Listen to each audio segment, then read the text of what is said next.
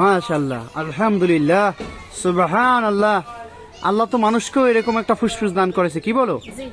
মানুষের ফুসফুস আমরা যখন শ্বাস নিই তখন এভাবে ফুলে ওঠে। আরো ফুলবে, দেখি তো, আরো একটু ফুলেও তো। মাশাআল্লাহ, সুবহানাল্লাহ, আলহামদুলিল্লাহ। আল্লাহ মানুষকেও এভাবে ফুসফুস দান করেছেন এবং এই ফুসফুসের মাধ্যমেই কিন্তু আমরা শ্বাস গ্রহণ করি এবং শ্বাস গ্রহণ করার সাথে সাথেই কিন্তু ফুসফুসটা ফুলে একেবারে এরকম হয়ে যায়। আবার যখন আমরা শ্বাস ছেড়ে দিই তখন কিন্তু ফুসফুস আস্তে আস্তে নিস্তেজ হয়ে যায়। একটু শ্বাস ছাড়ো, আবার একটু ফুলো।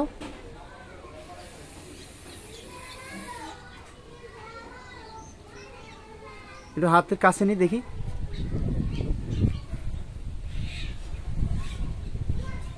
আবার একটু ছেড়ে দাও।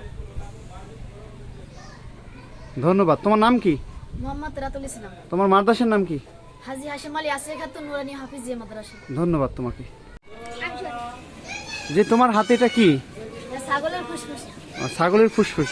আচ্ছা দেখি তো, ছাগলের ফুসফুসটা একটু ফুলাও তো, দেখি তো শ্বাস নিলে মানুষের ফুসফুসের না ছাগলের ফুসফুসটা ফুলে ওঠে কিনা। মাশাআল্লাহ, আলহামদুলিল্লাহ, সুবহানাল্লাহ। আল্লাহ তো মানুষকেও এরকম একটা ফুসফুস দান করেছে, কি বলো? জি। মানুষের ফুসফুস আমরা যখন শ্বাস নিই তখন এভাবে ফুলে ওঠে। আরো ফুলবে, দেখি তো, আরো একটু ফুলেও তো। মাশাআল্লাহ, সুবহানাল্লাহ, আলহামদুলিল্লাহ। আল্লাহ মানুষকেও এভাবে ফুসফুস দান করেছেন এবং এই ফুসফুসের মাধ্যমেই কিন্তু আমরা শ্বাস গ্রহণ করি এবং শ্বাস গ্রহণ করার সাথে সাথেই কিন্তু ফুসফুসটা ফুলে একেবারে এরকম হয়ে যায়। আবার যখন আমরা শ্বাস ছেড়ে দিই তখন কিন্তু ফুসফুস আস্তে আস্তে নিস্তেজ হয়ে যায়। একটু শ্বাস ছাড়ো, আবার একটু ফুলো।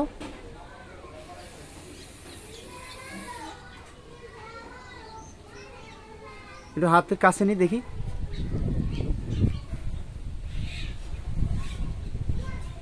আবার একটু ছেড়ে দাও। ধন্যবাদ। তোমার নাম কি? মোহাম্মদ রাতুল ইসলাম। তোমার মাদ্রাসার নাম কি? হাজী হাশিম আলী আসিয়া খাতুন নুরানি হাফিজিয়া মাদ্রাসা। ধন্যবাদ তোমাকে।